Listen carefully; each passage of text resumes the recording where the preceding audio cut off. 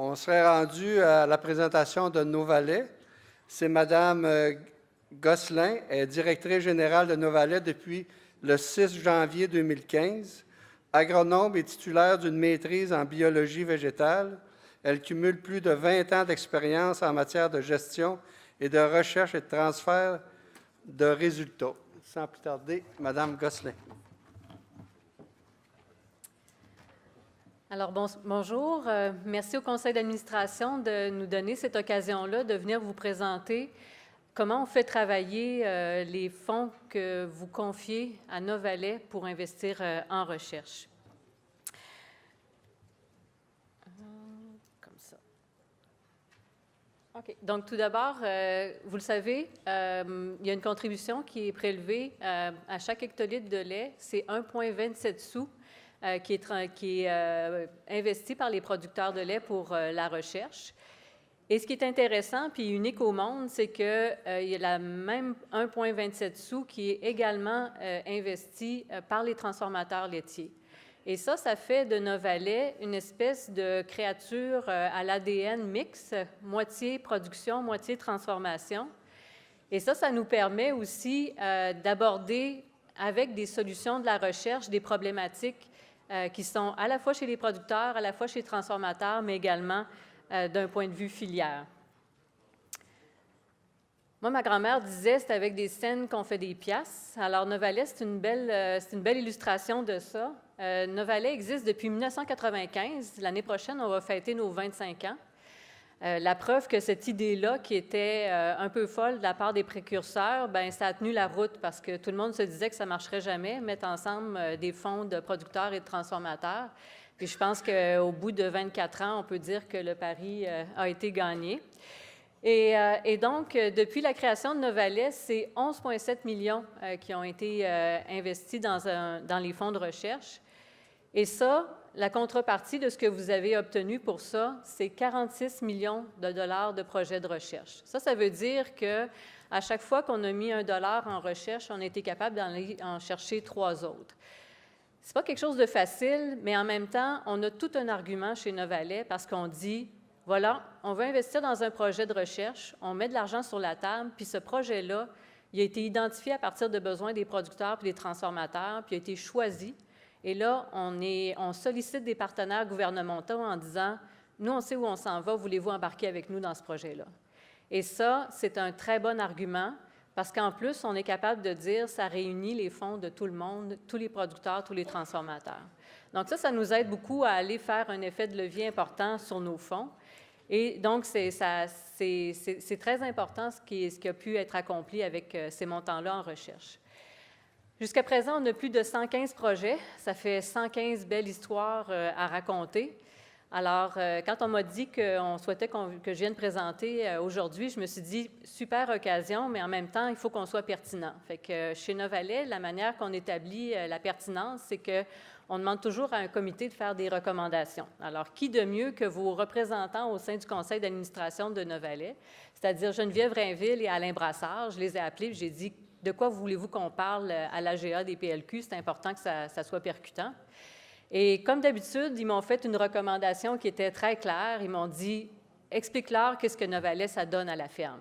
J'ai dit, ça, c'est parfait parce que c'est exactement ce qu'on a en tête dans tout ce qu'on fait chez Novalet, c'est-à-dire comment investir les fonds que vous nous confiez pour avoir le maximum de retombées à la ferme. Et donc, je vais vous présenter dans les prochaines minutes plusieurs exemples de projets dans lesquels ça apporte des solutions à la ferme. Mais avant, je voudrais finir vous présenter notre conseil d'administration. Donc, on a également 2 personnes du CILQ, Mme Mathieu et Charles Langlois, et 2 personnes d'AgroPure, M. Couture et Simon Robert. Donc, c'est un petit conseil d'administration qui représente tous les groupes qui mettent des fonds au sein de Novalet. Donc, ce qu'on cherche et ce qu'on trouve chez Novalet, c'est des solutions pour la ferme et je voulais vous en donner quelques exemples d'histoires qu'on a à présenter sur les projets à réaliser. Un des exemples récents qu'on a fait, c'est de travailler sur l'acidose ruminale. Donc, je ne suis pas vétérinaire, je ne vais pas vous faire un cours sur l'acidose ruminale, mais vous savez que c'est une maladie qui peut toucher jusqu'à le quart des vaches dans le troupeau.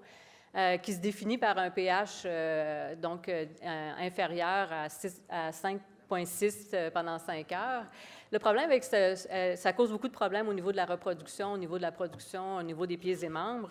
La difficulté avec l'acidose ruminale, c'est que c'est dur à détecter. Mais en contrepartie, c'est une maladie qui est un peu silencieuse, mais qui cause des pertes importantes. Alors, la commande qu'on a eue chez Novalet, c'est de dire on a besoin d'avoir une détection plus hâtive. On voudrait savoir si notre vache est en acidose ruminale avant qu'elle commence à démontrer des signes puis à causer des pertes.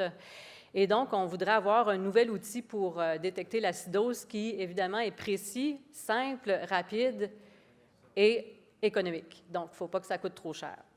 Quand je vous dis que c'est difficile de mesurer l'acidose ruminale, c'est qu'il faut aller mesurer le pH du rumen. Alors, soit qu'on utilise Maggie, la vache de la faculté de médecine vétérinaire, qui a un hublot, puis qu'on va chercher du jus de rumen directement.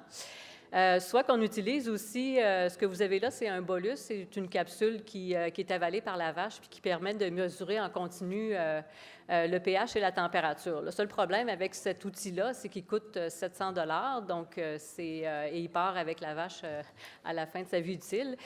Donc, ce n'est pas quelque chose de très pratique à la ferme. Une des choses qu'on fait bien, par contre, c'est de faire des échantillons de lait et de mesurer des choses dans le lait. Et ce qui a été identifié avec l'acidose ruminale, c'est de dire aussi que ça crée des perturbations au niveau de la production des acides gras du lait. On est capable d'identifier certains acides gras qui sont comme une signature là, de l'acidose ruminale. Fait que ça a été une approche, en fait, qui a été établie par l'approche de recherche, c'est de dire, allons chercher, allons essayer d'évaluer le pH du rumen par rapport à ce qu'on peut retrouver au niveau du profil des acides gras. Alors, pour faire ça, il y a une très grosse équipe qui a travaillé pendant 5 ans la chaire sur les composants du lait. C'est une équipe qui ne travaillait pas juste sur le profil des acides gras, mais aussi tout comment la nutrition peut influencer la production des protéines ou de la matière grasse. Et cette équipe-là a notamment travaillé donc à identifier si on peut établir une corrélation entre des acides gras du lait et le pH du rumen. Je ne pouvais pas vous faire une présentation sans vous mettre au moins un petit graphique avec des petits points, puis en plus, j'ai même une équation. C'est que c'est vraiment très sérieux comme présentation de recherche. Tout ce que je veux vous dire avec ce graphique-là, c'est que vous avez une équation à la fin. Tu sais, des fois, un résultat de recherche, là, dans ce cas-là, c'était une équation, puis ça dit, si on trouve les différents acides gras qui sont soulignés, là, qui ont des numéros, mais avec ça, on est capable d'évaluer le pH. Puis on a fait une évaluation, puis on l'a comparé avec ce qu'on observait directement sur des vaches. Et ce qui est intéressant, c'est de dire qu'on a une bonne corrélation. Ça veut dire que ce qu'on évalue, c'est équivalent à ce qu'on mesure en direct chez la vache. Une fois qu'on a fait ça, on a fait ce qu'on appelle dans le jargon de recherche une preuve de concept. C'est super. On a des publications scientifiques, des étudiants qui ont gradué. On a même un article dans la revue Le Producteur de lait. Là, la question qu'on doit se poser, c'est est-ce qu'on a fait notre mission chez Novalet? Bien, la question est bonne parce qu'à cette étape-ci, on a une façon d'évaluer le pH qui est précise, mais elle n'est pas rapide, elle n'est pas facile, puis à 150 $ de l'échantillon, elle n'est surtout pas économique. Si on s'arrête là au niveau de la recherche, on n'a pas livré ce qu'on devait livrer. Donc, on continue, c'est-à-dire qu'on a fait une étape supplémentaire. Donc, Novalet, ce n'est pas juste là pour la recherche expérimentale, mais on se rend aussi jusqu'à l'application à la ferme. Et l'étape suivante, donc, c'est de valider en ferme commerciale si ça tient la route, là, notre processus, notre nouvel outil pour évaluer le pH ruminal. Et donc là, on a travaillé, puis là, je ne sais pas s'il y en a qui se reconnaissent dans la salle, parce que c'est au Lac-Saint-Jean que ça a été fait, donc je pense que mon groupe du Lac-Saint-Jean était proche d'ici.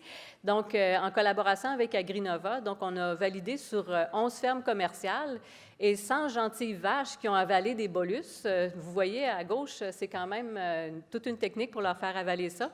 Et des 11 fermes qu'on remercie parce qu'ils ont accepté d'accueillir une équipe de recherche puis de leur laisser poser des petits appareils aussi là, pour que les bolus puissent communiquer puis qu'on puisse avoir les résultats. Le partenaire qui a réalisé cette portion-là de la recherche, c'est Agrinova. C'est pas arrivé par surprise qu'Agrinova fasse ce projet-là. Agrinova, c'est un partenaire de Novalet aussi. Puis ils sont assis sur nos comités qui suivent les projets de recherche. Parce que nous, on ne donne pas un chèque au début, puis on ne se dit pas, on va se revoir à la fin du projet. Là, on se rencontre plusieurs fois dans le cadre du projet pour voir comment ça va. Et Agrinova fait partie il y a des producteurs sur nos comités. Parce qu'il y en a qui siègent aussi ici autour de la table. Mais il y a aussi nos partenaires, et Agrinova fait partie des partenaires qui suivent les projets. Et eux, quand ils ont vu les premiers résultats, ils ont dit hey, « Nous, on est prêts à partir et essayer ça sur la ferme ». Quand on fait des travaux à la ferme, on a réalisé aussi que les vaches en acidose, ça n'arrive pas entre 9 h et 5 h, ça arrive des fois la nuit, n'importe quand. Ils recevaient sur leur téléphone, les gens d'Agrinova, les résultats de pH et il fallait qu'ils se rendent quand on était en acidose pour aller chercher des échantillons, 3000 échantillons. Donc, c'est un travail qui est important là, pour quand on arrive à cette étape-là. C'est quasiment autant de travail, sinon plus, que la première preuve de concept. En parallèle de ça, il fallait aussi trouver une autre méthode que la méthode qui était utilisée à l'Université Laval, qui coûtait 150 $ par échantillon pour analyser plus rapidement. Et donc, c'est une méthode par spectroscopie infrarouge. Donc là, c'est notre autre partenaire, Valacta, avec l'Université Laval, qui était en charge de faire en sorte que la détection qu'eux pouvaient faire avec la spectroscopie était aussi précise, mais en même temps plus rapide et moins chère. On est encore en train de compiler les données, donc on n'y est pas encore, mais ce que je peux vous dire, c'est que le résultat qui est attendu puis qui va être livré, c'est effectivement un nouvel outil pour pouvoir détecter plus précocement l'acidose ruminale puis qui va s'offrir par le biais de Valacta à la gamme de ce qui vous est déjà offert comme outil. Ce qui est intéressant avec ce projet-là aussi, c'est qu'il y a un nouveau poste de chercheur qui a été créé pour Rachel Gervais, qui était la chercheure qui a étudié le profil des acides gras. Et là, les collaborations se poursuivent parce que les acides gras, ça peut être une mine d'informations pour toutes sortes de choses au niveau de prendre le pouls là, de la santé des vaches. Notamment, on a des projets en cours pour voir si ça pourrait nous permettre d'avoir des indicateurs de bien-être du troupeau. Des marqueurs métaboliques, donc d'autres problèmes métaboliques, toujours pour les détecter rapidement. Puis des émissions de gaz à effet de serre et le méthane. Parce que c'est très intéressant la présentation qu'on a eue, puis ça pourrait être une opportunité de donner de la robustesse parce qu'il y a beaucoup des analyses de cycle de vie qui sont basées sur des modèles. Mais ça, si on a des mesures qui se font à la ferme, on donne un niveau supérieur de robustesse parce que là, on a des vraies données pour accoter nos affirmations. Un autre exemple, donc, c'est la traite ajustée. Qu'est-ce que c'est que ça? Ça, je suis sûre qu'il y en a plein parmi vous qui ont déjà eu cette idée-là.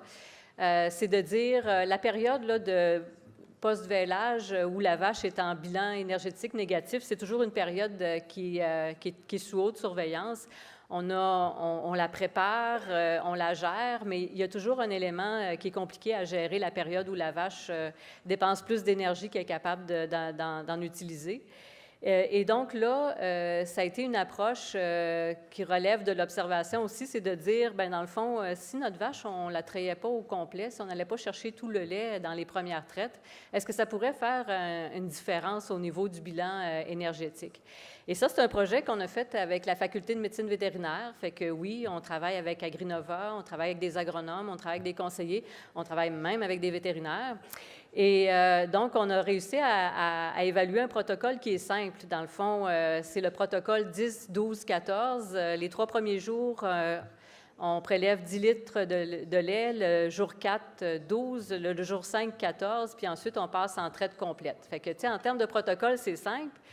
Ce qui est compliqué, c'est d'aller chercher les données pour valider si ça marche ou pas. Et donc, ça s'est fait sur 850 vaches dans 13 fermes laitières commerciales.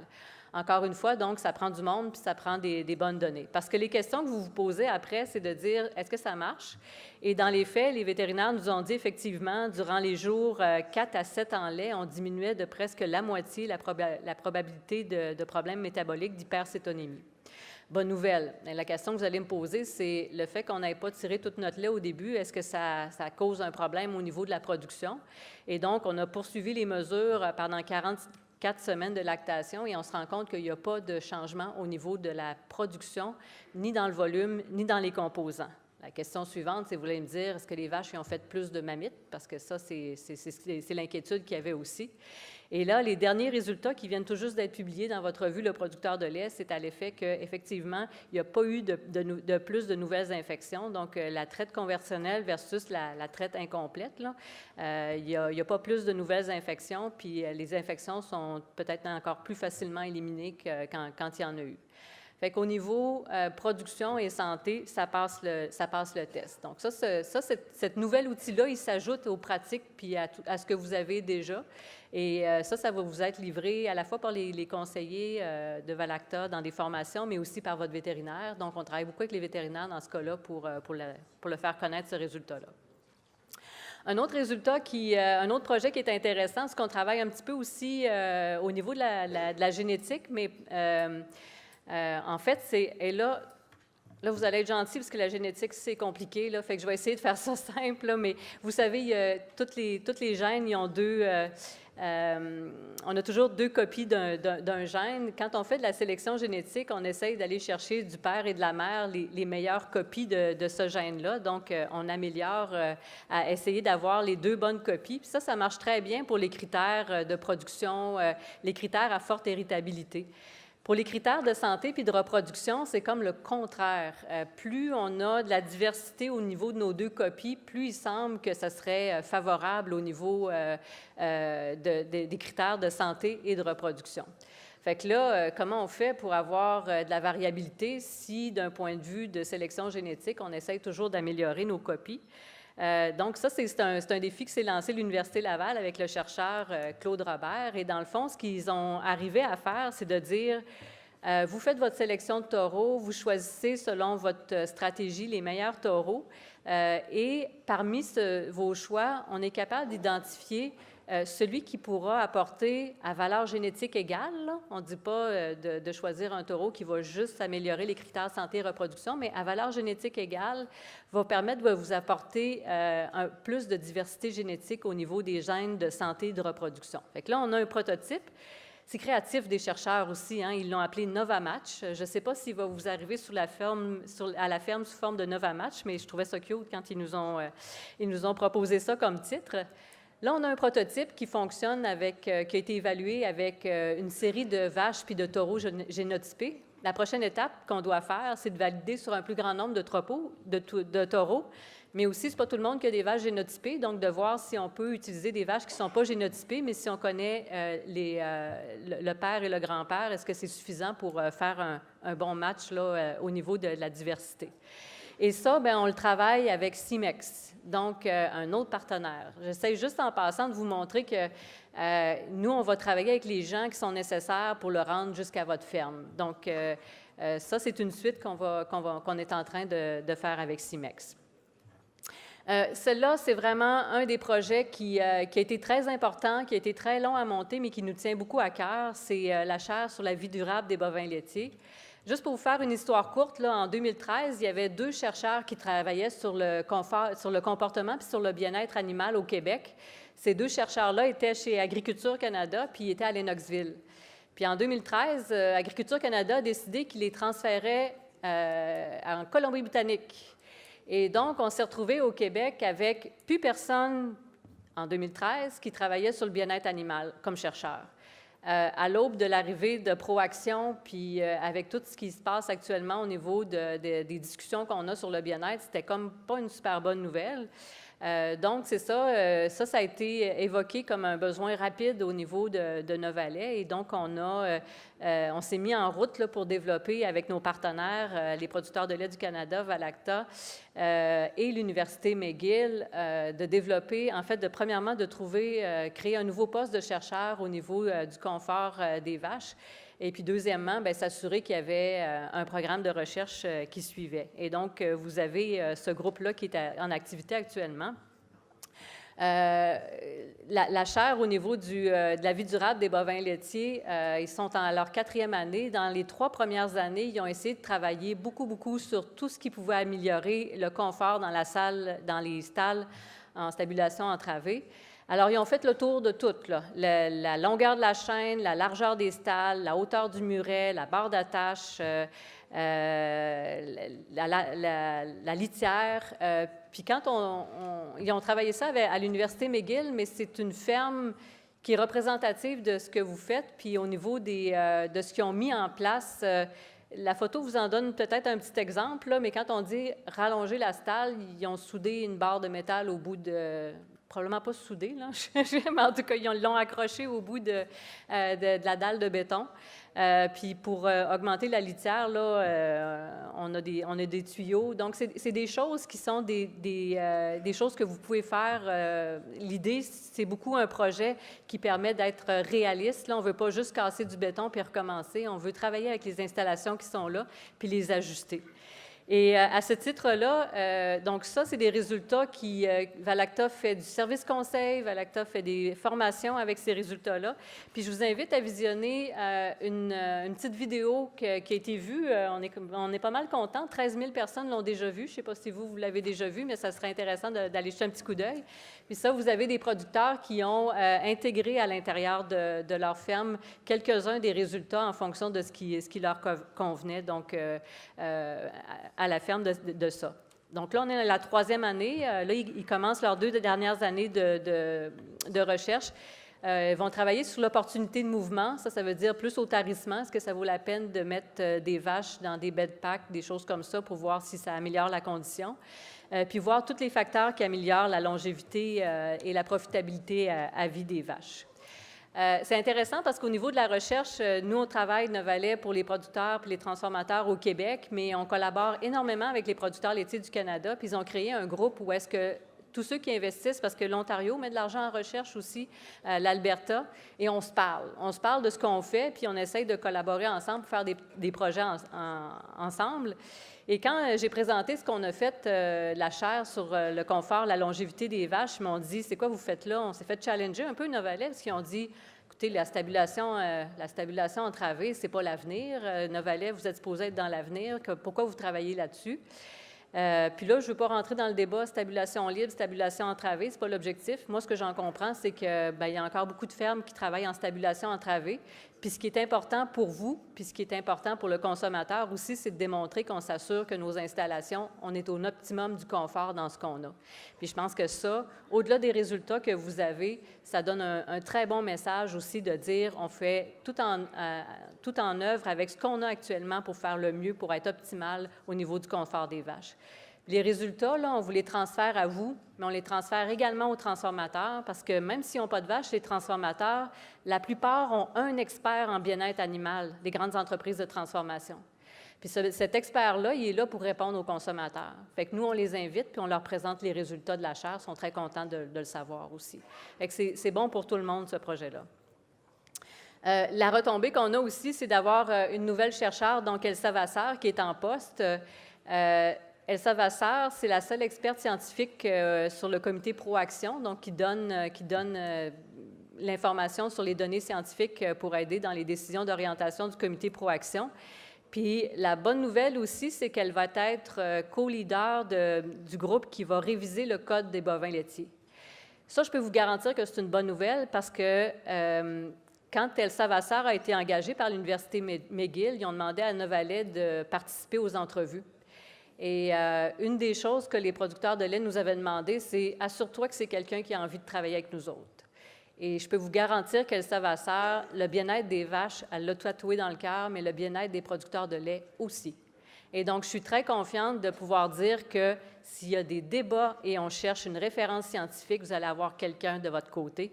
Puis dans le renouvellement des guides aussi, on a quelqu'un de très terre-à-terre qui connaît c'est quoi la production, puis qui va être en mesure aussi de donner de l'information sérieuse et d'avoir une attitude qui est rigoureuse mais posée avec le gros bon sens. Alors ça aussi, c'est un atout pour vous. Des chercheurs spécialisés au Québec là, en production et transformation laitière, il y en a à peu près peut-être une 50aine. Puis la moitié vont être éligibles à la retraite d'ici moins de 10 ans. Donc là, on a un gros enjeu aussi. Et ça, je pense que vous avez compris que Novalet, on ne fait pas juste investir en recherche, mais on crée des postes de chercheurs aussi. Pas n'importe lequel, ceux qui répondent à vos besoins. Alors ça, c'est un aspect qu'il faut voir dans l'avenir, rapprocher des chaires, on va en faire plus, puis des projets qui permettent, où est-ce qu'on dit, on veut bien te donner de l'argent pour faire le projet, mais garantis-nous que tu engages un chercheur dans ce domaine-là aussi, on va en faire beaucoup aussi.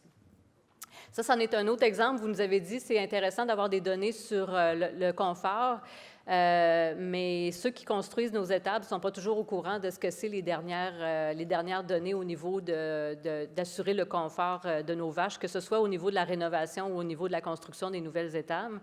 Et le secteur laitier s'est uni avec l'UPA, les producteurs de porc et les producteurs de volailles pour créer aussi un nouveau poste de chercheur d'ingénieurs en bâtiment agricole durable. Donc, quelqu'un qui va former, parce que ça fait des années qu'ils ne se forment plus d'ingénieurs capables de faire des bâtiments pour les fermes. Ce sont des ingénieurs généralistes qui sont employés par les fermes.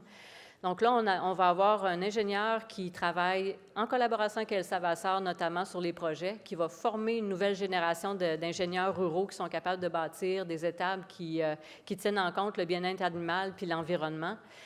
Et aussi, ils vont faire de la formation continue pour les ingénieurs qui sont déjà dans le champ. Fait que ça, c'est un élément qui est important aussi. En dernier lieu, je voudrais vous dire que les projets de recherche aussi, ils nous viennent de vous, les producteurs, ils nous viennent des discussions qu'on a avec les conseillers dans le champ, puis des fois, ils nous viennent aussi du contrôle de qualité des usines. Actuellement, il y a un enjeu qui nous ressort au niveau des bactéries qui sont thermorésistantes. Donc, des bactéries, quand on dit thermorésistantes, ça veut dire résistantes à la chaleur. Donc, vous comprenez qu'elles sont résistantes à la pasteurisation et qui peuvent se retrouver dans des fromages, surtout des fromages qui nécessitent une cuisson. Donc, là, c'est des exemples avec du cheddar ou du fromage suisse. Et une fois qu'ils sont là, ils sont tous seuls parce qu'ils sont tous seuls de leur gang à aimer à avoir passé à travers l'effet chaleur. Ils peuvent produire des gaz suffisamment importants pour faire gonfler et fendre les fromages. Ça, c'est une perte nette, c'est un assez sérieux problème. Il y a des manières de résoudre ce problème-là actuellement. Là, il y a des choses qui s'appellent des bactériofuges. Je pensais à une grosse laveuse qui spinne assez vite pour faire sortir les spores de Clostridium. Ça shake un peu le lait pour la suite aussi, donc c'est pas ce qui c'est très coûteux. Les petites entreprises ne peuvent pas s'en procurer. Puis c'est pas super non plus pour faire des fromages fins ou des fromages de longue conservation. Sinon, il faut rajouter du sel ou sinon, il faut rajouter des antibactériens qui vont tuer le Clostridium. Puis ça, quand tu veux faire du clean label puis d'avoir moins de sel dans tes fromages, bien, c'est une problématique. Donc, l'autre bout du problème, c'est que les thermophiles, ils proviennent du sol. Souvent, ils se retrouvent à la récolte des fourrages, donc ils rentrent à l'étable avec les fourrages. Et là, la vache les concentre et ils se retrouvent dans l'environnement de la vache. Ça se retrouve dans le lait par la suite. Et donc, c'est là que je pense que l'ADN de Novalet, où on est production, transformation, peut très bien s'exprimer parce que là, ça nous prend des nouvelles solutions, ça nous prend une approche filière, ça nous prend des chercheurs qui vont travailler à la fois en production puis en transformation, mais qui se parlent, parce que ça, c'est deux beaux silos, là, fait que ça, on va les faire travailler ensemble. Et aussi, donc, trouver des solutions qui sont gagnantes pour tout le monde, là, à la fois à la ferme et à l'usine. Donc, je voudrais terminer là-dessus juste pour vous dire que Novalet, c'est une petite équipe. On est deux. Alors, moi, la direction générale, Valérie, qui est au transfert. Là, on était à une porte ouverte chez Pierre Lampron. On était super contente. Vous voyez qu'on ne sort pas beaucoup dans les fermes parce qu'on s'est acheté des T-shirts blancs. Ce n'était pas une super idée. Et donc, on aime beaucoup ça être à la ferme, mais on est deux, vous êtes des milliers, et donc on ne peut pas venir nous-mêmes transférer les résultats de la recherche chez vous. Par contre, on travaille avec ceux qui vous visitent, qui sont sur la première ligne. Notre rôle chez Novalet, c'est de s'assurer qu'on comprend ce dont vous avez besoin, puis qu'on a les approches de recherche qui vont répondre à votre besoin. On va chercher les fonds, on va chercher les chercheurs, puis on s'assure du début jusqu'à la fin que notre projet, il va livrer les résultats, c'est-à-dire que pour nous, livrer les résultats, ce n'est pas une publication scientifique, puis ce n'est pas un étudiant gradué. Notre résultat pour nous, c'est quelque chose à la ferme qui est un outil de plus pour vous aider à régler des problèmes ou à saisir des opportunités. Et on travaille, on est deux, mais on travaille avec plus que 150 personnes régulièrement sur une base annuelle. Ces personnes-là, c'est des gens qui sont les chercheurs et les étudiants, ça veut dire beaucoup de monde, les gens au niveau du transfert, je vous ai parlé d'Agrinova, Valacta, même les vétérinaires, et aussi tous les organismes qui nous aident à financer, puis beaucoup d'entre vous font partie de nos comités pour orienter les résultats, orienter les recherches, puis sélectionner les projets. Alors voilà, je suis prête à répondre à vos questions.